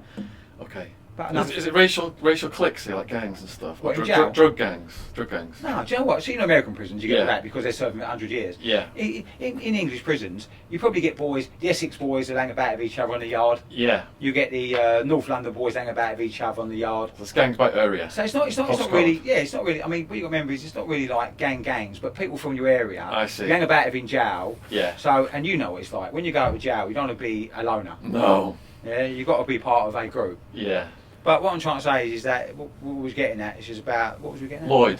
Yeah, Lloyd, yeah. Yeah. So what's happened is, when you're on a drug-free wing, normally in prisons, they call it R wing, Yeah. you get a single cell. Yeah. And you get out more. You're not locked up all day. Yeah. And so you do groups on there. But what happened was, even as a drug-free wing, you get drugs on there. Yeah. Yeah. And what happened is Lloyd had come across from another wing to go on a drug-free wing, but he's got in debt on another wing. Oh. Yeah. Yeah. Heroin debt. Yeah. So there's not really nowhere to run unless you go on obviously protection. Yeah. So there's a guy, I ain't gonna say his full name, but I'll just say his first name. He's dead now. Noel, absolute lunatic in the prison system, and he's come across, and he's caught him on the wing because we had a hospital wing at the bottom. Yeah. So Noel's bumped it, and he's gone up the stairs. And I've come back from exercise. Yeah. He's come out of his cell, and when I've looked, Lloyd had a gash from there to there. Wow. And what Noel had done, been paid by the drug dealer to go and collect the debt. Yeah. Yeah. Because obviously Noel was addicted to drugs. And the air ambulance come, they locked us all up, you know they do. Does it look like he was dying then? Yeah, bleeding to death. Bleeding to death. But never heard nothing again. Yeah. We knew what it was. Apparently the weapon was, because then they don't do it now in prisons, it was a lid of a tin of beans or fruit, bent it in half, sharpened on the yard or bricks and sliced him. Yeah. 2 years later, I'm in another prison, Belmarsh, Yeah. and I bump into Lloyd on the wing. Right. That I was in jail with 2 years before. All stitched up. 480 stitches from there to there. Air ambulance come and got him, took him off, and he bled to death. Had to have blood transfusion in the air ambulance and everything. Wow. So obviously you witnessed probably a lot more, in America. Yeah. But that was over like probably £50 heroin debt. Yeah. Prison. Yeah. People get killed over that, don't they? It's like, What other horrific stuff did you see in the prisons and jails? I was trying to say, I worked on a surgery because where I was on the rehab wing, we Yeah. had the hospital underneath. Yeah. So I got a job on the hot plate serving food. Right. So you done the whole food for the wing. Yeah. So they'd do the rehab wing first, my wing, and then they'd lock everyone up, and you had 3 sections in Pentonville Yeah. for the hospital. So the ones at the bottom were the paddy cells. Yeah. Now you normally took their food down to them, left outside their door. Right. Then you had the middle section, then top section. So they're the ones that come in, obviously mental health and on medication. And you'd see them come through. Yeah. And you see some horrific sights Yeah. of self-harm. I mean, guys with horrific injuries where they've done themselves, cut themselves to ribbons. You know, you look and you think, wow, man. And you obviously they were under lots of medication. Yeah. You know, so yeah, you see a few sights in there. But 9 times out of 10, when I went to jail, you make the best of a bad situation. Right. So I was a bit of a joker in a prison. We go out, we have a laugh with the boys playing pool. Yeah. And, you know, like You knew the people in there. And I was only in for a little while, but a little while was enough to save my life because that 3 months of me putting on 3 stone. Yeah. Don't forget, I'm going in bag of bones, coming out Use like it to rebuild. picture of health. Yeah. Yeah. All right, 24 hours later, I'm back in crack dens. 1 month later, I've lost me 3 stone. I look like back to square one. But then 3 months was an MOT for me. Yeah. For the body, to give my body a rest. Yeah. So I don't knock prison. In fact, it saved my life. Yeah. Walked into that police station that day, saved my life. I'm not Yeah. sure if you see on Twitter last week, I was doing a conference in London with the police. Wow. Doing a talk, you know. What did they tell you after hearing your talks? What did they say? Well, they're recruits, these police officers. And I just Okay. get invited along, and what they do is they sort of like promote my work, I guess, into schools in their area, Manchester, Liverpool, and all that. So it's a good networking thing for me. But I just show them pictures of crack dens that I visited, you know, and what they're up against, what they're kind of, you know, with drugs and that. Yeah. And how we just you know, it's just part of obviously their training. Yeah. But we do know that probably 70% of all crime is drug or alcohol related. Yeah.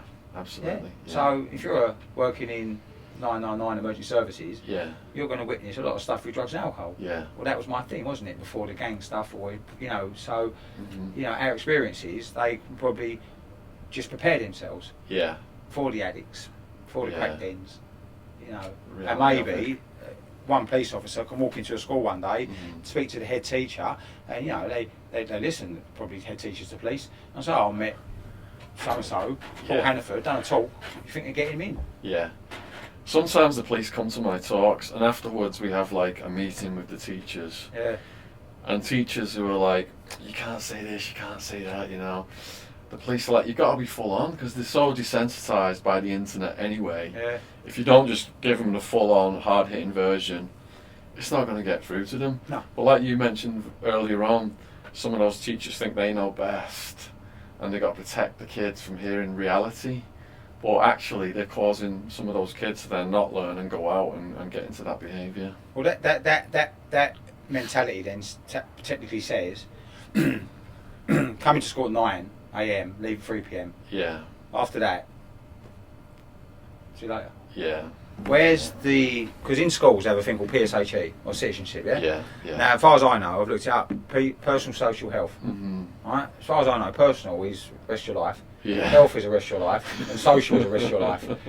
It's not 3 till 9 p.m, Yeah. 9 till 3 p.m. Yeah, This is about the rest of your life. absolutely. Not waking up in drug dens, not living outside shops with no teeth begging because you're addicted to crack, Yeah. not sticking knives in people and out in prison 15 years. Yeah. So then, it should be, but most the ideology is, and I'm not here to judge or befriend or, put down anyone in education. Yeah. But I strongly believe if you get a living out working with kids, and you or your colleagues, because you might be in a senior enough position to book someone, Yeah. don't get someone in with credibility, with Yeah. experience, to talk to the kids in your care about what's going on outside the school gate, Mm. and then I believe you fall short. Yeah. So what do you want from life now?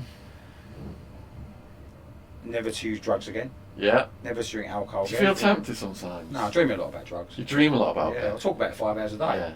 Wow. Yes, that reinforces That's it. just all- but in my dreams, I'm in the same crack dens, Yeah. and or I'm being chased by the police, or I'm waiting on the street corners. That was my life, waiting on street corners with drug Yeah. dealers, and that. But you know what I want to do today? Probably just be the best dad possible for my Yeah. daughter. I don't see my mum much, sadly, because of my past. But when I do see her, she meets me on my birthday, gives me a Yeah. birthday card. So, and I just want to give the people that I let down, Yeah. people closest to me, my daughter, my mum, my daughter's mum, yeah, Mhm. all them people that I let down, Yeah. I just want to give them a bit of peace, Yeah. They're seeing you doing good. because now. that's what I've got. Yeah. After all that years of carnage, Yeah. and you can't buy peace, Yeah. I've got it. Yeah, I can see it in your eyes. You understand? I've got it. I'm the most Yeah. thought out man Yeah. you'll ever meet. You had to go through hell to get peace. Yeah, but it took a long time. And Yeah. finally, I sort of grew up, but I don't want to be completely grown up. I don't want to be like sticking in the mud, be really conservative. I want to. Yeah. I was in a supermarket the other day, and I see kids running around being really naughty. Couldn't get their own way, yeah, right? Yeah. Being really naughty, no boundaries. But what a beautiful place to be. That kids like state. Always have that playful nature. Because everyone gets adult and too serious. Yeah, And everyone yeah. comes out with a big set of rules in the morning. I agree. Yeah, Yeah. I'm going to get on the train today. There better be a seat for me. If not, so what they do is, everyone has all these expectations Yeah. before they even walk out the door. Yeah. But not all your expectations are going to be met. Exactly. So what people do is they set themselves up for failure. Mhm. I'm going to go out to Costas. There'll be no queuing now. You get in a big queue, get angry. Yeah. Well, you've got to expect. I was like that. I've got to be a millionaire by age 30. Put all that pressure on yourself. Yeah. Yeah, everyone's always expectations on life. Yeah. I see it the other day. I come out of the gym and there's someone in front of me and someone in front of them, and they walked out, didn't hold the door for them. Yeah. And they got really angry. Yeah. They said, but that person in front of them probably didn't come out with a big set of rules like I did in the morning. Yeah. They might not have seen them. It wasn't personal. But that person really held on to that situation. Yeah. And got really angry, and vocally got angry, Mhm. and went off. When really it's okay. Yeah. Someone don't hold the door for you. Project- Little things like that though could ruin Yeah. someone's day. Yeah. You know, You especially see if they're people quite stuck sensitive. in the car, late for work or Yeah, fitness class, really almost giving full of themselves heart attacks. I see it all the time. Yeah. You see. I know now. I've got to get on a train now at Waterloo, and I'm going to go back. To Essex now, but especially commuting days, Monday to Friday. Yeah. And you can just feel the Tension. the tension, the energy, and everyone's Yeah. frustrated and angry, and I don't mean to swear on there, but like chill the fuck out, slow down. I just look at it as an opportunity to read now. But and you know just what get I into a do? good book. I know you do. And I don't read much, but you know what I do? There's a thing what I call just living today. Yeah. See yesterday, it's gone, it's history, right? Yeah. That's done, dusted. I had a pretty good day yesterday, but it's history. Tomorrow's not here yet. I've got a diary, I've got a plan, but I'm powerless over tomorrow. Yeah. Until if I wake up in the morning, fantastic. Yeah. It's a start, isn't it? Yeah. So why didn't I just concentrate on today? I've had, you know, I've been looking forward to coming and seeing you today. I've, you know, I've ate well. I'm going to go out tonight and do a little bit of housework. How wonderful! Appreciating the But, small things. Do you know the most priceless thing I love? Is when I get in bed at night. Yeah. And I get into a nice warm bed. My bed sheets smell nice. People might laugh at that, like you have, right? But listen to this, because that's a special moment for me. It's quite a spiritual moment. Because you remember, I never used to get into bed. I used to get on a mattress in a squat. Yeah. Covered in blood, and it wasn't smelling very nice. Yeah. So when I do fall asleep at night, because see, when I used to go to bed at night and wake up in the morning, it's Groundhog Day, it was hell. Waking up, my legs stinking. Yeah. So now when I go to bed and wake up, I'm grateful. It's a yardstick, isn't it? That gratitude I have for life is amazing. Do you do yoga? Do you know what? No. Because you've got the yoga philosophy already. Yeah. But do you know what I do? I do a bit of meditation in these groups. And I find it hard because my head's a little bit, I think I might have a little bit ADHD going on somewhere. Right? Yeah. But I've learned in the past 12 years of going to these groups I go to about that spiritual conditioning. Now, people might think spiritual means lighting a candle doing yoga. Yeah. Now, no disrespect, right, to people who do yoga or light candles. Yeah. But I'm sure Charles Manson done yoga and he wasn't a very nice person, was he? Right? Yeah, so what I'm trying to say is that I believe spirituality for me was when I started to reach out and do stuff for others. Yeah, yeah, of course. Yeah. That's good for your soul, the best, isn't it? That's our spirit, isn't it? Yeah. You know when you're in someone's company, you say, oh yeah, that guy really lifted my spirit, or it's good for your spirit. Because people mix spirituality with religion, they're separate. Yeah. Yeah, you know, I'm not putting any of them down or up. But spirituality and religion, I found when I started investing time in others and doing nice things for others, it was good for my spirit. It made me feel a little bit whole. And I didn't have to broadcast every 2 minutes. All right, when I go to work and you go to work and you work for an organisation, you post it, you get the feedback. Yeah. But then there's stuff that I probably do that I won't post, I'll keep it to myself. Was there a day in your life that made you feel, I want to help other people? I'm sick of all this that I've done, I want to help other people. When I got off the drugs, because I woke up. Yeah. When I was on the drugs, I was spiritually dead, asleep. No. But you went through periods of sobriety and gaining your weight back and then going back to drugs. But what was different about the time when you actually sobered up and said, right, I want to help people? I didn't shy away. You didn't? No, I didn't. I started working, I started going to these groups. Yeah. Yeah. And then I started meeting people similar to me. Yeah. Then I started getting quite a bit of clean time, and then people that were coming along, I was giving them a bit of advice. Yeah. Suggestions. Mm-hmm. But then it got to a point where I just had this idea, like I said, to go to this school, move back to my area because the acting went a bit quiet. Yeah. And maybe that was my journey. Yeah. Maybe you had to witness what you did to make your story credibility. Yeah. Maybe I had to have all these horrific scars to make it creditable. Yeah. Maybe I had to have all the maggots put in my legs to make credit. Maybe I had to be that gang member to make it credible, because no disrespect to anybody that goes around does the similar work to we do. We're all on the same hymn sheet. Yeah. Yeah. And kids do listen to proper, more graphic, more intense stories. Yeah.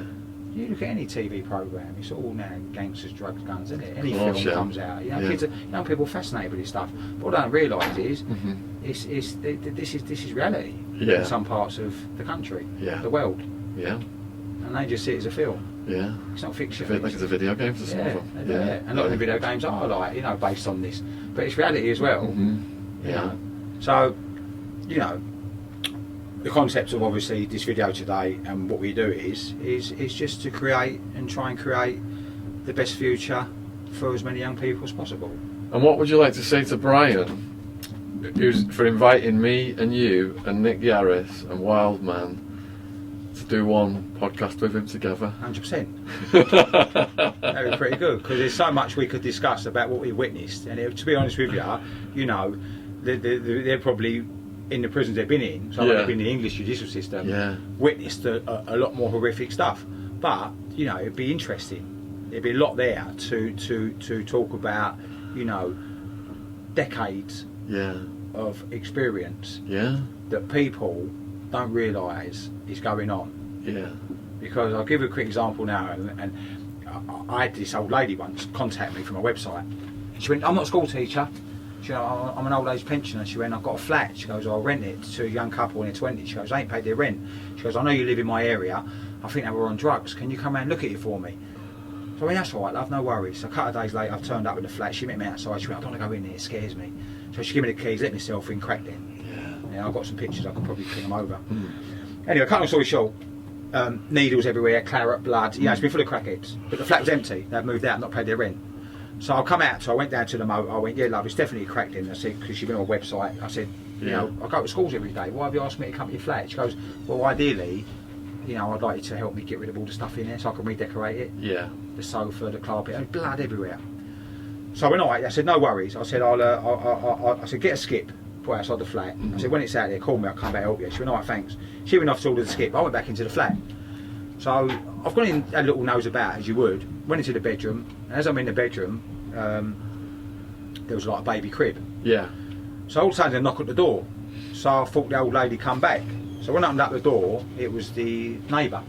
He'd come out the flat opposite, an old boy. Yeah. And he must have heard me being nosy. He went, who are you, mate? He said, what are you doing here? I said, oh, sorry to bother you, my name's Paul. I said, the lady that owns the flat has asked me to come round and help her clear it out because she's had drug addicts here. He went, Paul, tell me about it. He went, see my wife. She had a breakdown. They're old age pensioners. They threatened us. They've been fighting every night.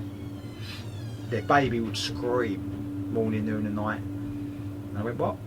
I went, yeah, the baby living here. Bloody hell. And I went, you're joking? He went, I'm not. I went, how long did they move out? He went, probably 3-4 days ago. Went back into the bedroom and I looked in the crib and there was syringes. Oh. Now I'm not saying they were put there before or after, but I do know that baby was living in that crack den. And crack dens are full of drug addicts all day injected. Yeah. The place was full of hepatitis, HIV, all sorts of disease. Yeah. So, you know, and I don't know if, you know, this was quite a few years ago, the parents, you know, got better and the baby went into care or whatever. What you've got to remember is, that baby, his mum and dad were once at school. Yeah. With a whole life in front of them. Yeah. So somewhere along the line, they've picked up the drugs and they're up now with a baby living in crack dens. Yeah. Was there a missed opportunity? Yeah, definitely. Yeah, are we missing so many opportunities? It's incredible. Or are people not giving us or others the opportunity to go in? Both. Yeah. Have you seen Nick Yaris on True Geordie? Yeah, some of it. Yeah. Some of it? Yeah. And what did you think of him? Yeah, interesting. Yeah. He's got that same peaceful look in his eyes as you. Yeah, very slow, nice natured man, like that stuff. Yeah. And yeah, you know, that mindset and having that strength and coming up and then, you know, thinking you're going to end up in that place and you don't. Yeah. Is, you know, you technically, you know, you sort of like think, well, that's it now. Yeah, the guards almost murdered him and everything to watch him. What about my crime partner Wildman? Have you seen him on No, not all of it. Okay. Yeah, I've seen bits of it. He's a bit, I'd like to say he's got the same peaceful look. Yeah. Sorry, Wildman. That's all right. But yeah, as I said, look, it's just, I've learned not to take life too seriously. Yeah, me too. Come on, you know, a lot of people, as I said, take life far too serious.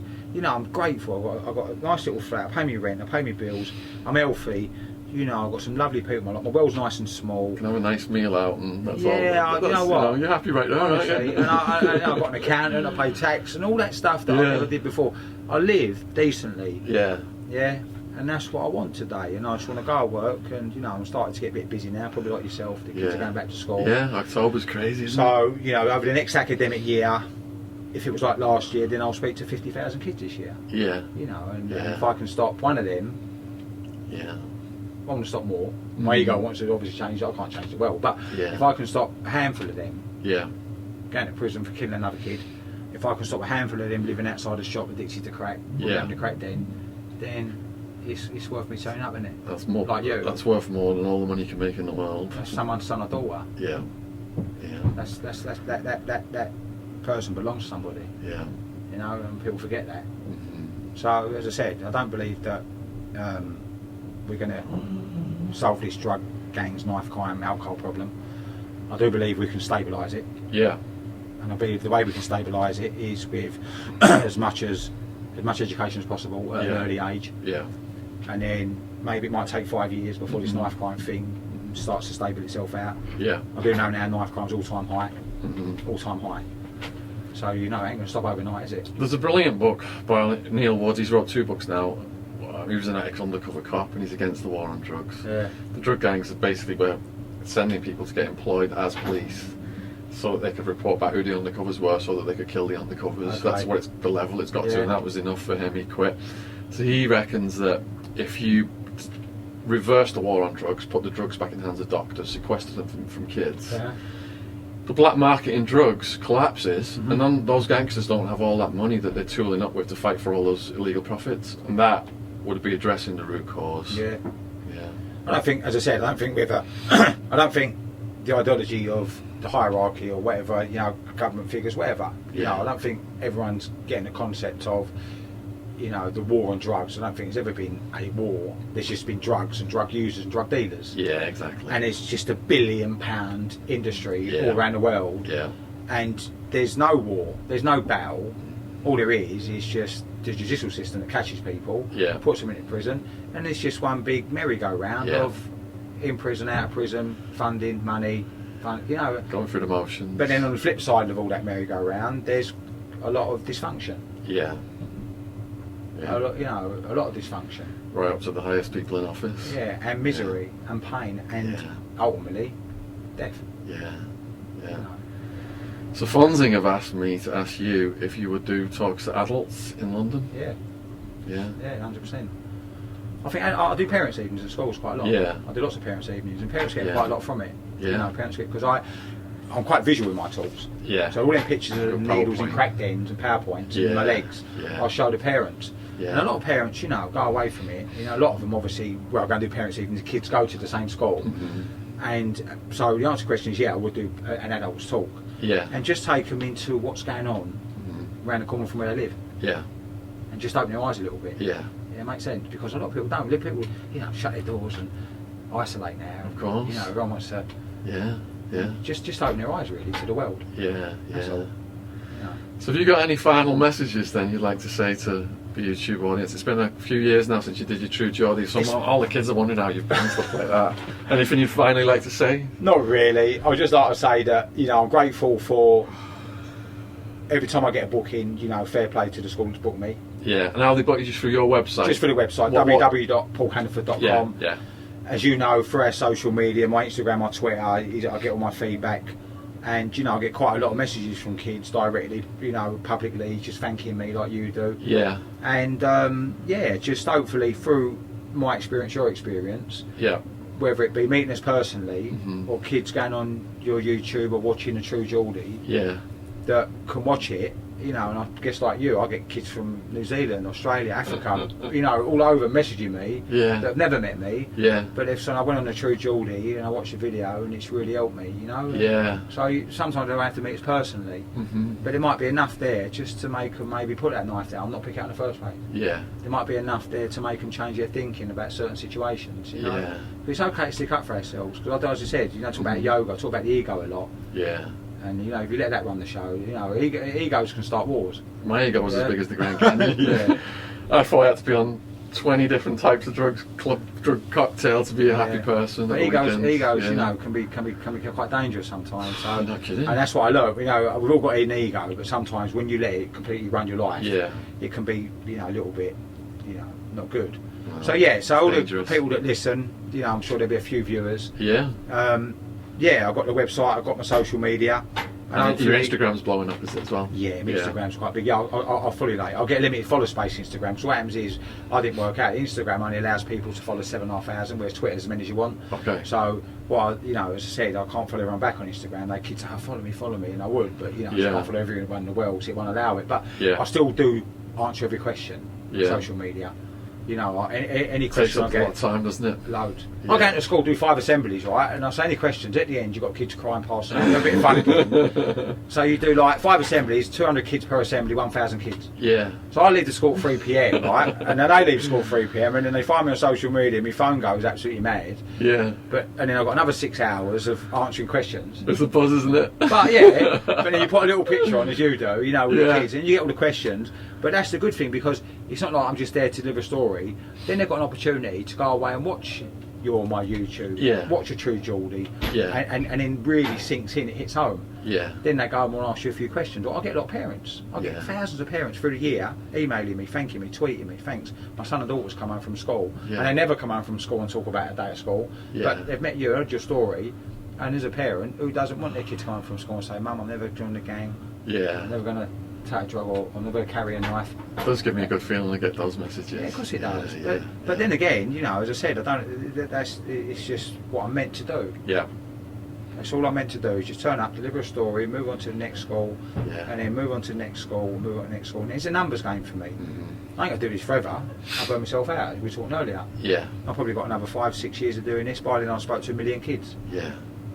I'll get old, I probably won't like children. If any kid ever kicks their ball in my back garden, they're not getting it back. I'll burst it. I'm joking. So, if you want to book Paul for your school, I'm going to put his link in the description box in the YouTube version of this video. I'll put all of Paul's socials in the description box as well. Thank everybody for supporting the first podcast I did with Jamie. I think it's got 99% approval rating. We'll keep these interviews going. Thank all the True Geordie army for suggesting this, and finally met you, Paul. It's been great, Robert. Cheers, man. That's all right. Good luck with what you're doing. That's all right, and you.